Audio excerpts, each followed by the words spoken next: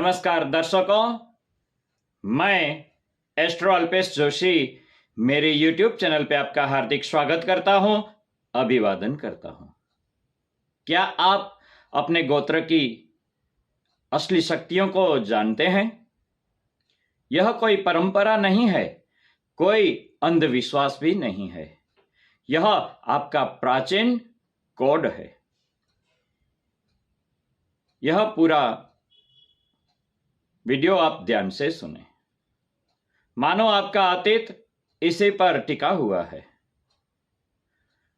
गोत्र आपका उपनाम नहीं है, यह आपकी आध्यात्मिक डीएनए है। पता है सबसे अजीब क्या है? अधिकतर लोग जानते ही नहीं हैं कि उनका गोत्र कौन सा है। हमें लगता है कि यह सब एक लाइन है जो पंडित जी पूजा में गोत्र का उच्चारण करवाते हैं। पितरों की पूजा जब करवाते हैं, कोई भी पूजा करते तब गोत्र का जो उच्चार करते हैं। इतना ही नहीं, आपको गोत्र वह शब्द दर्शाता है कि आप किस ऋषि की मानसिक ऊर्जा से जुड़े हुए हैं। खून से नहीं, बल्कि उनके विचार, उनकी ऊर्जा, तरंग और ज्ञान से भी जुड़े हुए हैं।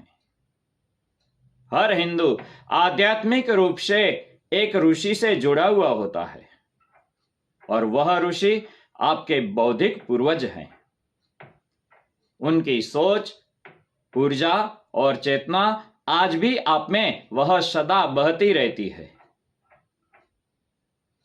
गोत्र का अर्थ जाति नहीं होती। आज लोग इसे गड़बड़ा जाते हैं। गोत्र ब्राह्मण, क्षत्रिय, वैश्य या तो शूद्र नहीं होता, वह कभी नहीं दर्शाता। यह जातियों से पहले, उपनामों से पहले, राजाओं से भी पहले इसका अस्तित्व था। यह सबसे प्राचीन पहचान का तरीका था। ज्ञान आधारित शक्तियों पर वह जाने जाते थे।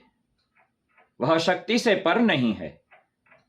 हर किसी का गोत्र होता है। ऋषि अपने शिष्यों को गोत्र देते थे जब वे उनकी शिक्षाओं को ईमानदारी से वह अपनाते थे।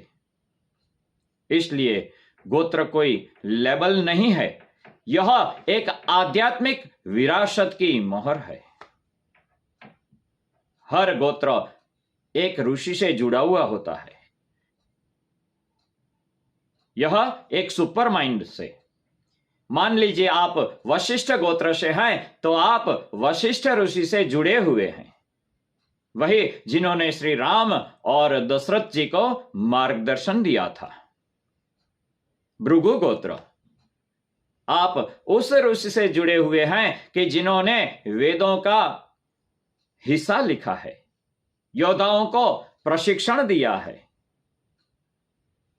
ऐसे कुल 49 गोत्र हैं। हर एक ऋषियों से जुड़ा हुआ वह एक गोत्र है। वह ज्योतिषी, वैद्य, योद्धा, मंत्ररुष्ट या प्राकृतिक वैज्ञानिक थे। क्यों बुजुर्ग एक ही गोत्र में विवाह मना करते थे? यह बात स्कूल में नहीं सिखाई जाती। प्राचीन भारत में गोत्र एक जेनेटिक ट्रैकर था। यह पितृवंश से चलता है, यानी पुत्र ऋषि की लाइन आगे बढ़ाता है। इसलिए अगर एक ही गोत्र के दो लोग विवाह करते तो वे आनुवंशिक रूप से भाई बहन माने जाते हैं। इससे संतान में मानसिक और शारीरिक विकार आ सकते हैं। गोत्र व्यवस्था वह प्राचीन भारतीय डीएनए विज्ञान, और यह हम हमारी जो हजारों साल पहले जो जानते थे, जब पश्चिमी विज्ञानों को जेनेरिक का भी अंदाजा नहीं था, तब हमारे यहां हमारी ऋषि मुनियों की प्रणाली में यह मौजूद था। यह गोत्र आपका मानसिक, प्रोग्रामिंग और व्यक्तिगत सब बताता है। कुछ लोग गहरे विचारक होते हैं, कुछ में गहरी आध्यात्मिक भूख होती है, कुछ को तो प्रकृति में शांति मिलती है। कुछ नेता या सत्य की खोज में निकल पड़ते हैं। सोचा है ऐसा कभी कि ये क्यों? क्योंकि आपके गोत्र के ऋषि का मन आज भी आपके अंदर वह गूंजता रहता है। अगर आपका गोत्र किसी योद्धा ऋषि के साथ होता तो आप एक साहसिक हो जाते हैं। आप खुद अंदर से महसूस करेंगे कि मैं साहसिक हूं। अगर वही किसी वैद्य ऋषि से आपका अगर गोत्र जुड़ा हुआ है तो आप आयुर्वेदा में, चिकित्सा में रुचि बढ़ाएंगे। यह संयोग नहीं, यह गहराई से जुड़ा हुआ एक प्रोग्राम है। पहले गोत्र के आधार पर शिक्षा दी जाती थी। प्राचीन काल में गुरुकुलों में सबसे पहले जब जाते थे तब उनको यही प्रश्न करते थे कि आपका गोत्र क्या है? बेटा, तुम्हारा गोत्र क्या है? गुरु का सबसे पहले यही प्रश्न होता था। क्यों? क्योंकि इससे गुरु समझ जाते थे कि छात्र कैसे सीखेगा और क्या सीखेगा, कौन सी विद्या उसको ऊपर तक ले जाएगी। अत्रि गोत्र वाला छात्र ध्यान और मंत्र में प्रशिक्षित होता है। जैसा गोत्र होता है वैसी लाइन में वह व्यक्ति, वह बच्चा आगे बढ़ता है। कश्यप गोत्र वाला आयुर्वेद में बहुत ही आगे निकलता है। गोत्र सिर्फ पहचान नहीं, लेकिन उनका जीवन पथ था। ब्रिटिशों ने भी इसका मजाक उड़ाया, बॉलीवुड ने भी हंसी बनाई और हमने इसे भुला दिया। जब ब्रिटिश भारत आए थे तब उन्होंने इसे अंधविश्वास कहा था और फिर फिल्मों में आज मजाक बन गया। पिक्चरों में दिखाते हैं, पंडित जी फिर से गोत्र उच्चारण करवाते हैं, दोबारा गोत्र पूछते हैं। यह सब बेमतलब रह गया। यह धीरे धीरे रस्म बना दी गई। हमने तो अपने बुजुर्गों की बात भी नहीं मानी, उनको पूछना भी छोड़ दिया कि हमारा गोत्र क्या है। आजकल बच्चों को अपना गोत्र तक पता नहीं होता और बुजुर्गों ने गोत्र का नाम भी बच्चों को बताना छोड़ दिया। 100 साल में 10,000 साल पुरानी व्यवस्था यहां पर लुप्त हो रही है। उसको किसी ने खत्म नहीं किया, हमने ही उसको मार डाला। अगर आप अपना गोत्र नहीं जानते तो आपके एक पूरा नक्शा खो दिया समझ लीजिए। कल्पना कीजिए कि आप किसी प्राचीन राज धरोहर से जुड़े हुए हैं, पर अपना उपनाम तक आपको नहीं पता, आपका गोत्र, क्योंकि वो आपकी आत्मा की जीपीएस है। वह जानना बहुत ही जरूरी है।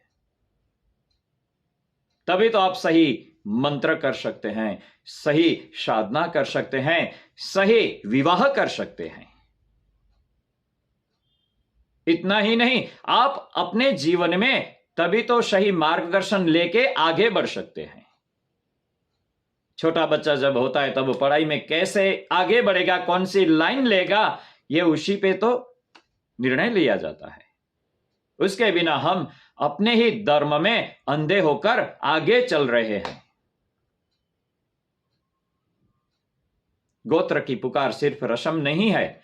जब पंडित जी पूजा में आपका गोत्र का उच्चार करवाते हैं तो सिर्फ औपचारिकता अब रह गई है, वो एक औपचारिक नहीं है। वे आपको आपकी ऋषि ऊर्जा से दोबारा वो जोड़ रहे हैं। यह एक पवित्र संवाद है। मैं भारद्वाज ऋषि की संतान अपने आध्यात्मिक वंशजों की उपस्थिति में यह संकल्प करता हूं। ऐसे आप जब पूजा करते हो तो आपकी पूरी चारों दिशाओं में एक औरा बढ़ जाती है, आपके अंदर एक शक्ति आ जाती है। यह एक सुंदर व्यवस्था है, यह एक सुंदर और पवित्र और सच्चाई है। आप सब इसे फिर से जीवित करो। इसके लुप्त होने से पहले अपने माता पिता से पूछें, अपना दादे दादी से पूछें, आप शोध करें कि आपका गोत्र क्या है। आप इसे जाने मत दें। आज आप अपनी संतानों को बताओ कि अपना गोत्र क्या है, गर्व से कहो, उन्हें भी सिखाओ। आप एक ऐसी ज्योति के वाहक हैं जो हजारों साल पहले किसी ऋषि ने ज्योत जलाई थी, वह आज तक प्रज्वलित है। आपका गोत्र आपका आत्मा का पासवर्ड है। आज हम वाईफाई से, यह टेक्नोलॉजी से सब जुड़े हुए हैं, तो उसको लॉगिन करते हैं, उसका पासवर्ड याद रखते हैं, लेकिन अपने जीवन का जो पासवर्ड है उसे भूल गए हैं। वह एक शब्द, वही हमारा पासवर्ड है। वही आपकी भीतर की चेतनाओं को, आपकी आदतों को, आपके विचारों को, आपके संस्कारों को, आपके पूर्व कर्म को भी वही जागृत करता है। आपकी आध्यात्मिक शक्तियां भी वही गोत्र ही बढ़ाता है। इसलिए आप गोत्र कौन सा है आपका, वह जानना आपके लिए बहुत ही जरूरी होता है। आपके अंदर की ऑरा, आपके अंदर की आध्यात्मिक शक्तियां, वही गोत्र ही जागृत करता है, वही सब खोलता है। यह एक कोई लेबल नहीं है, वह एक खजाने की चाबी है। महिलाएं विवाह के बाद गोत्र खोती नहीं हैं। लोग सोचते हैं कि विवाह के बाद स्त्री का गोत्र बदल जाता है, पर सनातन धर्म बहुत ही सूक्ष्म है। श्राद्ध आदि में स्त्री का गोत्र पिता से लिया जाता है। वह कर्म करने में भी गोत्र का उच्चार किया जाता है। कोई भी आप पूजा पाठ करो तो वह गोत्र का उच्चार इसीलिए करते हैं। तो आज से आप भी अपना गोत्र जानिए, अपने बुजुर्गों से पूछिए आपका गोत्र क्या है। आप जब घर पे सब पूजा पाठ करें, कोई भी पूजा करवाएं, या तो अपनी कुलदेवी की पूजा सुबह में घर पे रोज करें, तब गोत्र का उच्चार करके करें तो आपका दिन बहुत ही शुभ रहेगा। आप स्वस्थ रहिए, तंदुरुस्त रहिए, अपना और अपनों का ध्यान रखें। जय ज्योतिष। दर्शकों, अगर आप अपनी कुंडली दिखाना चाहते हैं तो संपर्क करें, या घर का, ऑफिस का या फैक्ट्री का वास्तु विजिट करवाना चाहते हैं तो संपर्क करें हमसे, या आप पूजा पाठ करवाना चाहते हैं तो हमसे निम्न पते पर संपर्क करें। For appointment 9099920067 astro Alpesh. हमारा पता Maruti Nandan Jyotish Karyalaya, plot number 90, tenement number 3, 8B, Subhash Nagar, Gandhidham, Kutch, Gujarat. Mobile number 9099920067 astro Alpesh.